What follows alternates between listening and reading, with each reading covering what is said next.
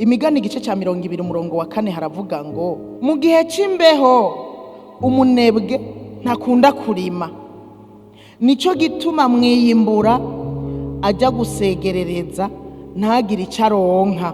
19 umurongo wa 15 haravuga ngo ubunebwe butera itiro ryinshi kandi umunyabute azogira inzara. Nta muntu yishwe n'itiro yovyuka hakiri kare mw'ijoro. Iyo naryamiriye ntaco mvamwo umunsi wose. Urazi gutangwa n'inyoni, gutangwa n'ibihuna, gutangwa n'inkoko, gutangwa n'imbwa. Ibikoko birazi kuzinduka bigakuga, inkoko zikabika, inyoni zikazwiragira. Erega harya ziba ziriko zishima Imana kubw'umunsi. Hanyuma tugasanga imbwa zadutanze, inkoko zadutanze, imbeba zadutanze, inyoni zadutanze kera. Umugore aroranye avyuka hakiri kare mw'ijoro, hanyuma ngo akagaburira abo mu rugo rwiwe. Si ibyo gusa, ngo akagerera n'ibikorwa abakobwa biwe. Nukuvuga ngo kuvyuka hakiri kare niko kanya ko gupanga ibintu, niko kanya ko gupanga ibikorwa vy'umunsi.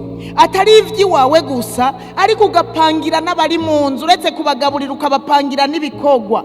Uyu mugore aroranye ntaba yipfuza ko abakobwa biwe babibinebwe. Nico gituma avyuka hakiri kare akabapangira ibikorwa, akabavyura akabapangira ibikorwa, akababwira urakora ibi, nawe kora ibi, nawe kora biriya, kugira ngo ntibazoba banebwe. Bamenyere kuva bakiri bato kuvyuka hakiri kare.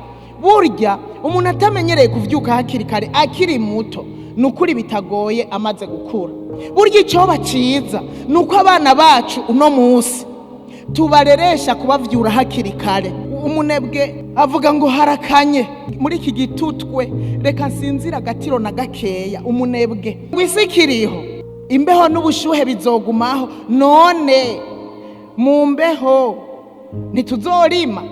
Tuzorima mu bushuhe gusa? Hariho n'ibiterwa bidakunda ubushuhe ariko bikunda imbeho. Bisigura yuko no mu mbeho tutavyutse ngo turime tuzokwicwa n'inzara.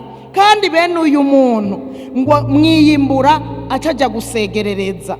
Imana idufashe. Kandi Bibiliya yongeyeko ngo ntagire ico aronka. Umuntu atazokora muri uyu mwaka. Jewe uyu mwaka bavuze ngo ni umwaka wiyimbura, ikintu ca mbere nabonye ari umwaka wo gukora.